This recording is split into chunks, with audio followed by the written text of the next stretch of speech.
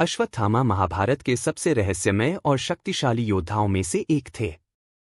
वे गुरु द्रोणाचार्य के पुत्र थे और चिरंजीवी यानी अमर होने के कारण आज भी जीवित माने जाते हैं। किंतु उन्हें श्री कृष्ण द्वारा एक भयंकर श्राप मिला, जिसके कारण वे हजारों वर्षों से इस पृथ्वी पर भटक रहे हैं। अश्वत्थामा का जन्म दिव्य शक्तियों के साथ हुआ था।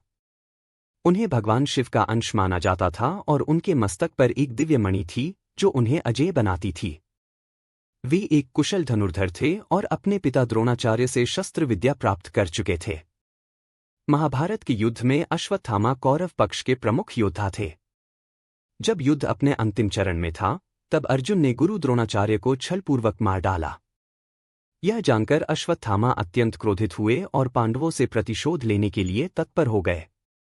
युद्ध समाप्त होने के बाद अश्वत्थामा ने दुर्योधन की मृत्यु के बाद पांडवों से बदला लेने की ठानी। उन्होंने रात के अंधेरे में पांडवों के शिविर में प्रवेश किया और द्रौपदी के 5 पुत्रों सहित कई वीरों की हत्या कर दी। इस कृत्य से संपूर्ण हस्तिनापुर शोक में डूब गया। जब पांडवों को इस घटना की जानकारी मिली तो उन्होंने अश्वत्थामा को पकड़ लिया। अश्वत्थामा ने ब्रह्मास्त्र का प्रयोग किया, लेकिन अर्जुन ने भी ब्रह्मास्त्र छोड़ दिया। श्री कृष्ण ने दोनों को इसे वापस लेने के लिए कहा। अर्जुन ने इसे लौटा लिया, लेकिन अश्वत्थामा इसे वापस नहीं ले सके और इसे अभिमन्यु की गर्भवती पत्नी उत्तरा के गर्भ की ओर मोड़ दिया।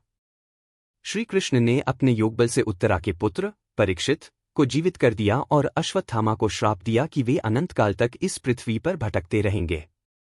श्री कृष्ण के श्राप के अनुसार अश्वत्थामा अमर रहेंगे, लेकिन उनका शरीर सड़ता रहेगा।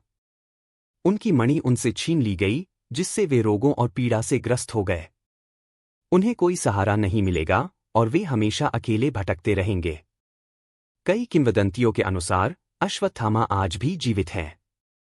कुछ लोगों का दावा है कि वे जंगलों, हिमालय और दूरस्थ स्थानों में देखे गए हैं। कई संतों और योगियों ने भी उनके दर्शन करने की बात कही है। अश्वत्थामा का जीवन एक महान योद्धा की गाथा के साथ साथ एक अमर प्राणी के शापित जीवन का उदाहरण भी है। उनका चरित्र हमें यह सिखाता है कि क्रोध और प्रतिशोध व्यक्ति के पतन का कारण बन सकते हैं। वे आज भी इस पृथ्वी पर मुक्ति की खोज में भटक रहे हैं, जो उनके द्वारा किए गए पापकर्मों का परिणाम है।